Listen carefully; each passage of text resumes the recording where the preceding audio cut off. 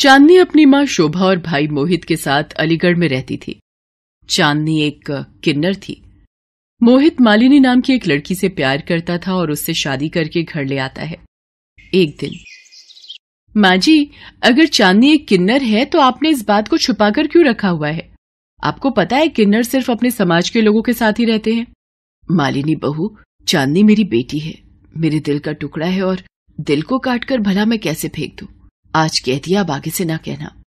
मुझे ही इस चांदनी का कुछ करना होगा, वरना ये किन्नर जब तक इस घर में रहेगी मुझे चैन नहीं मिलेगा। मालिनी चांदनी से बहुत ही ईर्ष्या भाव रख रही थी। वो चाहती थी कि किसी तरह चांदनी से पीछा छूट जाए। इसके लिए वो उपाय सोचने लगी।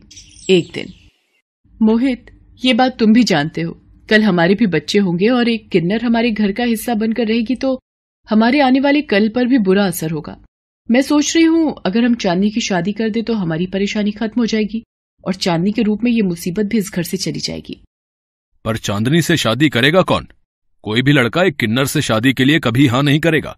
है एक लड़का मेरी नजर में, पर दोनों पैर से अपाहिज है।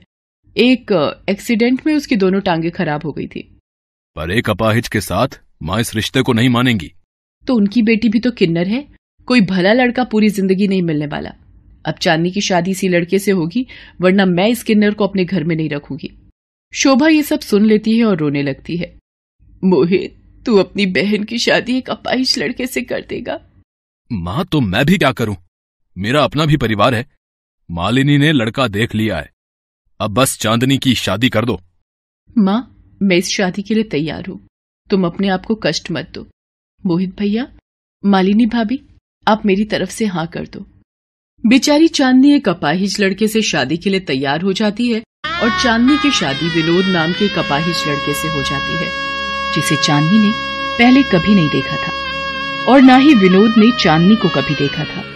शादी के बाद चांदनी घूंघट में घबराई और सहमी हुई ससुराल में गृह प्रवेश करती है। उसके बाद उसकी सास चांदनी का घूंघट हटाती है। वो चांदनी का चेहरा देख बहुत शौक हो जाती है।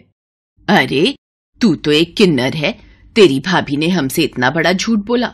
हे राम, इतना बड़ा धोखा, हमारे घर में किन्नर बहू आ गई। चांदनी की भाभी ने चांदनी की सास जानकी और विनोद से उसके किन्नर होने की बात छुपाई थी।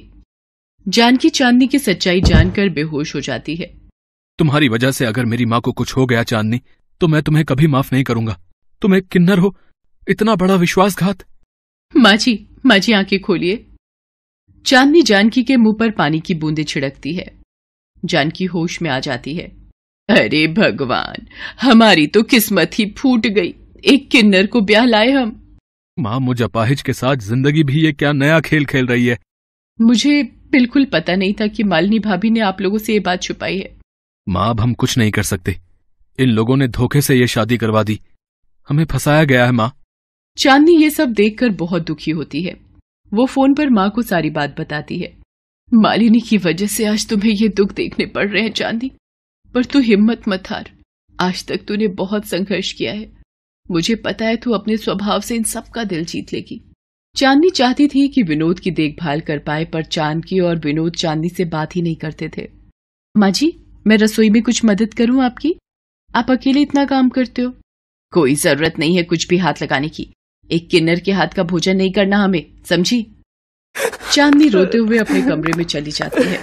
एक दिन, माँ, गांव की जमीन बेचकर भी जो पैसे मिले थे, धीरे धीरे सब खत्म हो रहे हैं। किस्मत ने मुझे अपाहिज बना दिया है। कहाँ से आगे का गुजारा होगा समझ नहीं आ रहा। विनोद, तू परेशान मत हो, मैं कोई काम ढूंढ लेती हूँ जिससे थोड़ा सहारा तो मिलेगा। माँ, तुम इस उम्र में काम ढूंढोगी? नहीं माँ, मैं तुम्हें इस उम्र में काम नहीं करने दूंगा।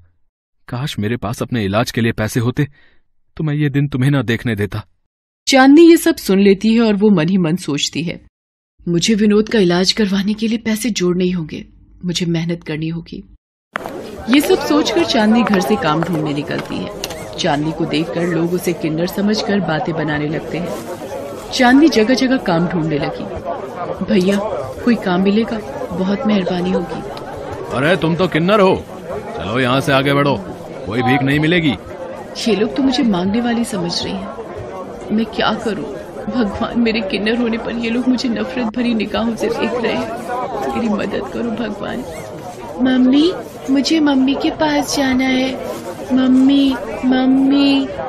अरे गुड़िया, क्या हुआ? तुम रो क्यों रही हो? चुप हो जाओ। तुम्हारी मम्मी कहाँ है? सड़क पर छोटी बच्ची लगातार रो रही थी। चांदनी ने बच्ची को गोदी में उठा लिया और आसपास उसकी मम्मी को ढूंढने लगी, पर जब कोई नहीं मिला, चांदनी बच्ची को उठाकर नजदीक के पुलिस स्टेशन पहुंची। इंस्पेक्टर साहब, ये बच्ची सड़क पर रोती हुई मिली है। घबराहट की वजह से कुछ भी नहीं बोल रही है। एक बार आप देख लेते, शायद कुछ बता दे। ये महिला तो किन्नर दिखाई पड़ती है जी। तो ये आपको सड़क पर रोती हुई मिली है क्या? क्या नाम है बेटा आपका? पिंकी। आपकी मम्मी का फोन नंबर याद है आपको बेटा? Mummy, mummy. बच्ची घबराई हुई है, देखते हैं, थोड़ी देर इंतजार करते हैं, शायद कोई पूछने आ जाए। इतनी देर में एक औरत रोती हुई आ जाती है। इंस्पेक्टर साहब, मेरी बच्ची, मेरी पिंकी कहीं गुम हो गई है।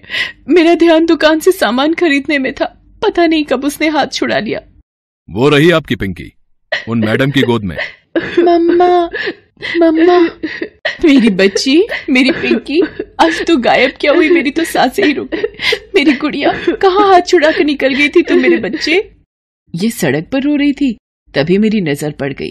आपके बिना घबरा गई थी ये तो भला हो इन मैडम का कि आपकी पिंकी को इन्होंने संभाल लिया, वरना आजकल तो बच्चा चोर को मिनट नहीं लगता बच्चा उठाने में। आपका बहुत बहुत शुक्रिया, आपकी वजह से आज मेरी पिंकी सही सलामत है। उस औरत का नाम विशाखा था। वो चांदनी से पूछती है, किन्नर स्वभाव के बहुत अच्छे होते हैं, ये आज आपने साबित कर दिया। आप यहीं रहते हो क्या चांदनी? चांदनी रो पड़ती है और विशाखा को अपनी सारी कहानी सुनाती है। मैं चाहती हूँ बस मेरे पति ठीक हो जाए, इसलिए मैं मेहनत करके उनके पैरों का ऑपरेशन करवाना चाहती हूँ, इसलिए काम ढूंढने निकली थी। चांदनी, यदि तुम चाहो तो मैं टिफिन सर्विस चलाती हूँ, तुम उस काम में मेरी मदद करके पैसे जोड़ सकती हो। विशाखा जी, आप मेरे हाथों से खाना पर। क्यों, तुम भी तो एक इंसान हो चांदनी, इतना मत सोचो, आगे बढ़ो और मेहनत करके अपने पति की सहायता करो। तुमने मुझ पर इतना बड़ा एहसान किया है, मैं भी तुम्हारे लिए कुछ करना चाहती हूँ। अब चांदनी रोजाना विशाखा की टिफिन सर्विस के काम में मदद किया करती थी और विनोद के ऑपरेशन के लिए पैसे भी जोड़ने लगी थी। एक दिन, विनोद, ये रोजाना चांदनी कहाँ जाती है? कहीं कुछ गलत राह तो नहीं पकड़ ली इसने? कभी हमारी नाक कटवा दे। माँ, हमारे लिए तो वैसे भी ये इस घर की बहू नहीं है, फिर हम क्यों फिक्र करें? वैसे भी ये झूठी शादी ही है हमारी। चांदनी बहुत मेहनत करती है और कुछ महीनों बाद, चांदनी, ये 50,000 रुपए तुम्हारी मेहनत के। अभी तुम अपने पति को हॉस्पिटल में ऑपरेशन की बात करो, बाकी सब धीरे धीरे हो जाएगा। चांदनी घर जाती है और विनोद को साथ चलने के लिए बोलती है। कहाँ ले जा रही है मेरे बेटे को जबरदस्ती? माँ जी, अभी मेरे पास कोई जवाब नहीं है। विनोद सुनिए, प्लीज आप मेरे साथ चलिए। चांदनी विनोद को लेकर हॉस्पिटल पहुंचती है। डॉक्टर विनोद का चेकअप करता है। इनके पैर ठीक हो जाएंगे, बस एक ऑपरेशन करना होगा अगले हफ्ते। आप पैसों की चिंता मत कीजिए। तभी विशाखा भी आ जाती है। जानकी जी, आपकी बहू बहुत मेहनती है, इसने दिन रात एक करके टिफिन सर्विस से पैसे कमाए हैं ताकि आपके बेटे का ऑपरेशन करवा सके। ये सब सुनकर जानकी और विनोद बहुत दुखी होते हैं कि वो चांदनी के बारे में कितना गलत सोच रहे थे। कुछ दिनों बाद विनोद ठीक हो जाता है और फिर से काम करने लगता है। एक दिन, माँ जी, अब मेरा कर्तव्य पूरा हो गया, अब मुझे आज्ञा दीजिए। मैं नहीं चाहती कि मुझ किन्नर का साया भी आप लोगों के पास मंडराए। नहीं बहू, तुम इस घर की लक्ष्मी हो, तुम्हारी वजह से ही विनोद ठीक हुआ है बहू। चांदनी, क्या इसीलिए 7 फेरे लिए थे और सारी उम्र साथ निभाने का वादा किया था कि एक दिन मुझे छोड़कर चली जाओ? नहीं विनोद जी, नहीं। माँ जी, मैं भी आप लोगों के बिना नहीं रह सकती। उस दिन के बाद जानकी ने चांदनी को बहू का दर्जा दे दिया।